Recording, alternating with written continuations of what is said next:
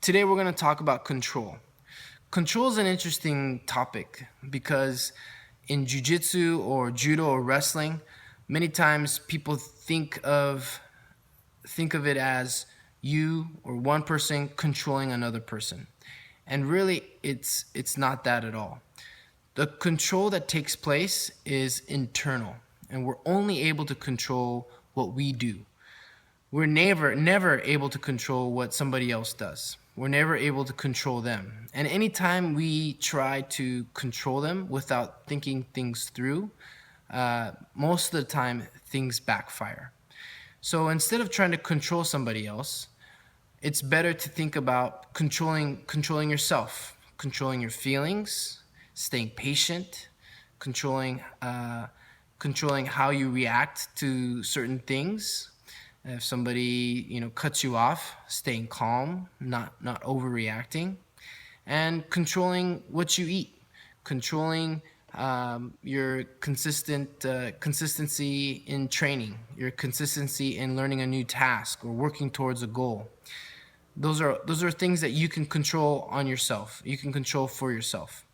Now, when you try and control it for somebody else, or you try and control somebody else, most of the time what happens is things start to backfire. Um, it doesn't work the way you want it to, and I think in general, your relationship with that person ends up being uh, worse than it is before there was that control. Instead, what we can anticipate is people's reaction. So rather than trying to control somebody, what we're trying to do in a match is we're trying to get them to react in the way that we want them to react. For every action, there's going to be a reaction. And what I'm looking to control or predict is that reaction. So, for example, let's say I have an opponent and I want to snap them down to the ground. If I try and pull them down to the ground, they're going to posture up and back away. And it's going to become harder and harder for me to snap them down to the ground. But if I push into them, they're going to push back. And when I feel them pushing back into them, that's my opportunity to snap them down to the ground, pulling them in the direction that their body's actually going. So even though I'm pushing into them, right, and that's the opposite of what I want to happen, I'm controlling the reaction, because I know if they don't push back, I'm going to be able to keep going forward. And that's a reaction that I can predict as well. So there's two reactions, and one or the other I'm okay with. Let's say if I'm standing in front of somebody and you're moving, I move to the left, right? If I move to the left, then this person facing me is going to move to their right. I know that that's going to happen. They're not going to just let me keep coming around them here. I move, they don't want to get outflanked, so they're going to move. A really good analogy or a really good example, a good story to think of is the story of the wind and the sun, right?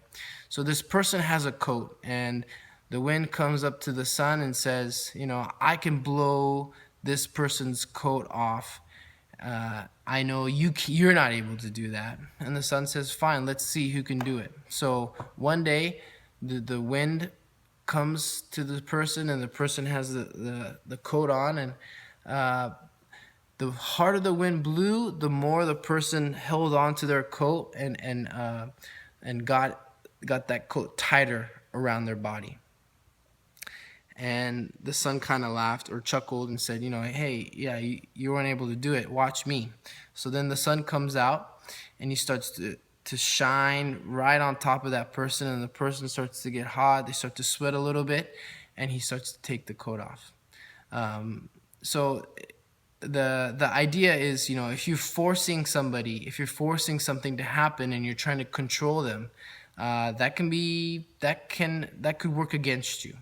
But if you work your way around it and you try to give them a reaction, right, a response, you give them a certain action, anticipating a certain reaction, and you think things through, you're going to be able to have a certain response or certain reaction, and based on that reaction, you can get what you want.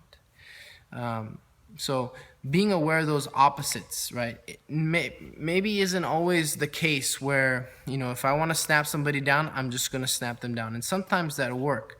But working in opposites can be really effective. So if you want to snap somebody down, push into them, right? And then you can push them down. Mirrors, thinking about mirrors, right? If you want somebody to move left, let's say if I move forward, right, then the person's probably going to move backward. If I move backwards, then that person is probably going to move forwards towards me. So if I want somebody, let's say I'm going in for a double leg. If I'm going in for a double leg and I'm just moving forward, those legs are actually going away, right? So if I'm going in for this double leg, these legs are just going to be going away. But if I take a step backwards and anticipating them moving forward, take a shot, then I have a better attack, right? Because I'm getting the legs to come to me, and while they're still coming to me, I'm coming forward, right, to take them down. So think about those opposites. Think about how you can get somebody to react to your actions and not for you to try and control their actions from the beginning. Real control comes with the reaction, not with your action. All right? If you have any questions or suggestions, good ideas about control to help people think about it, feel free to comment below.